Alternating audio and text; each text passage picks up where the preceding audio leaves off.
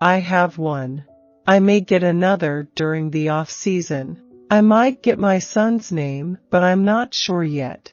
The one I have is my Hebrew name, which I share with my grandfather, and it's not the best tattoo. What I love about sketch is that the writing of it is idea-based. It's not story-based. It's like, this is a behavior, and we're going to write, in a small sample, the funniest way to heighten this behavior. Sitcoms or movies are about story. I would like to work with challenging material. A challenge is good. If it's good material, it's a challenge. People, when they come up to me, are like, did we go to high school together? Or did I make out with you at sleepaway camp? And oftentimes, yes, that is the answer. Because I went to a giant high school and made out with everybody. My heroes were Gene Wilder, Steve Martin, and Martin Short. The Mindy Project was an amazing experience. I appreciated the way they treated me from day one, and the send-off was perfect, I thought. Well, you can't improvise story, which is a fact. If you could, the budget would be insane.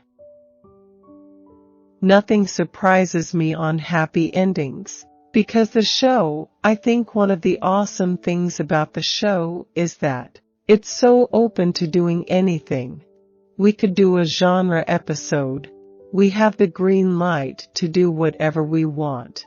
Mostly because no one's watching. I think the least stereotypical gay character on television is probably Matt LeBlanc on episodes. He just plays it so straight-faced. They never talk about the fact that he's such a huge gay person. My parents' convictions, when it came to discipline, were not very strong. For my bar mitzvah, I gave out a mixtape of 90s grunge. If you got it now, you would think it was the single soundtrack. I love Billy Joel. I cry sometimes when I hear The Stranger. You may be right, maybe one of the greatest songs ever written. Cole Archer's Chill Out Mix. That's my son's mix. He's 10 weeks old, and this is what he listens to. Valerie by Amy Winehouse, Everyday People by Arrested Development, The Beatles' Rocky Raccoon, and Bruce Springsteen's Atlantic City. Friends started because Rachel left her husband at the altar. This likability factor is just so stupid to me. It's the same thing as wish fulfillment, which is a big word you hear in a lot of Hollywood rooms. It basically means that people want to see other people living a life they can't lead, and I don't buy that. I think that's not true. Entourage was a show that existed around wish fulfillment.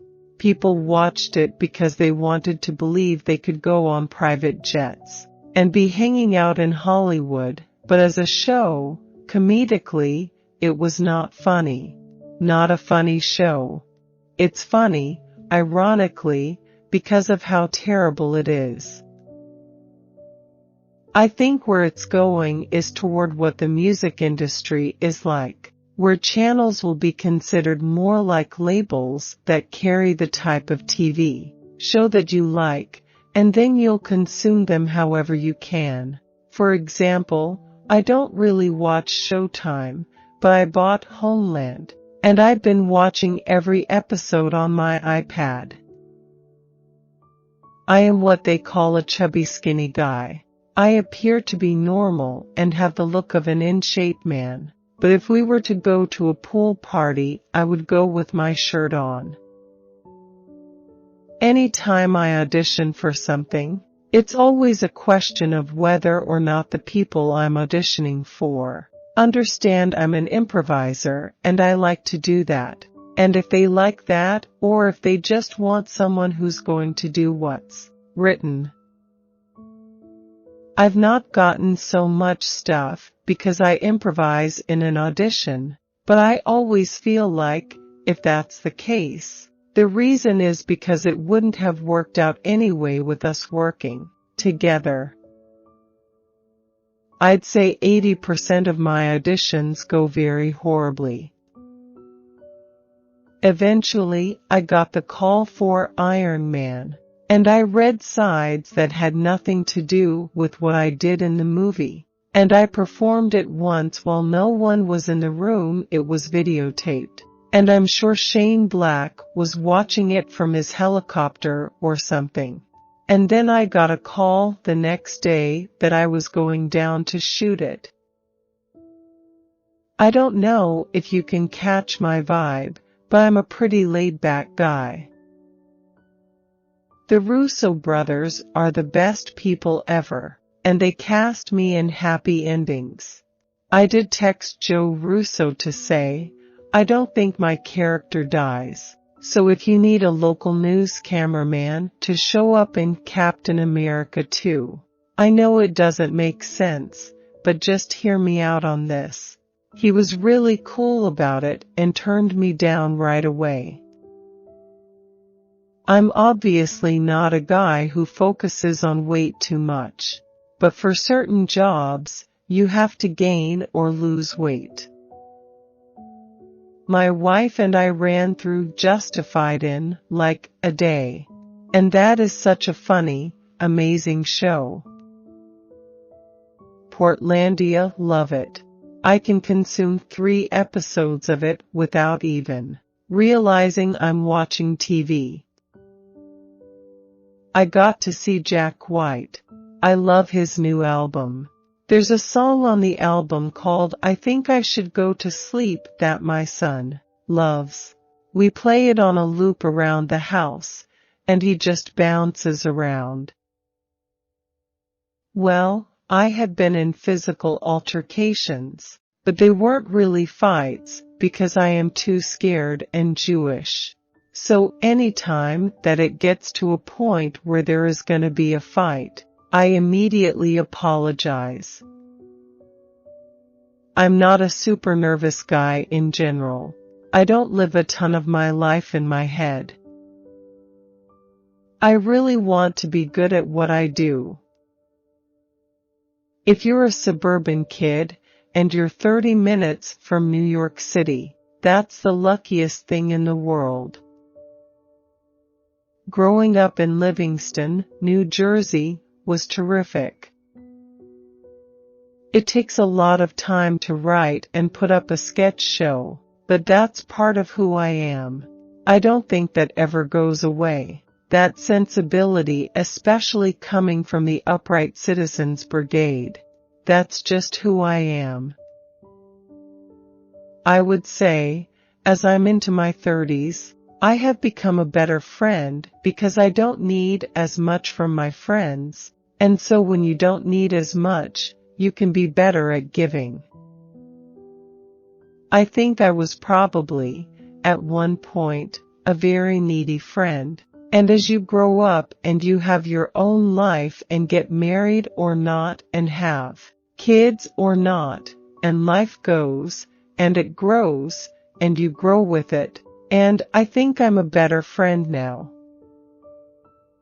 It's so hard to work that I feel so lucky any time I get to work.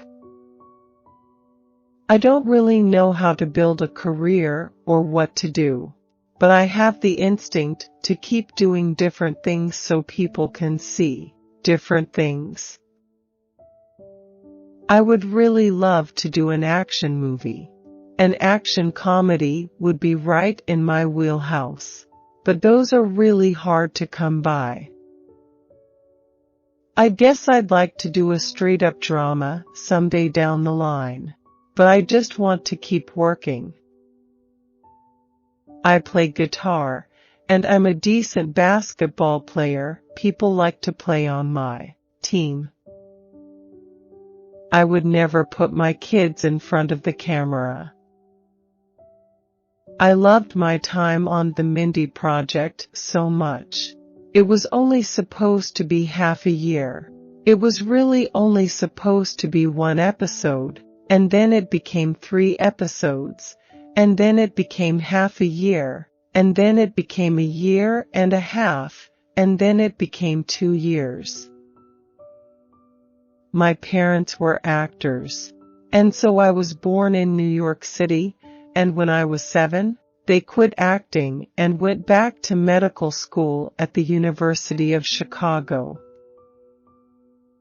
I think it's important that we remind everybody that America was never great in itself. It's been great in its aspirations. I love Obama. He's my favorite president of all time. My life goal is to find a nice balance between working for money and working for fulfillment.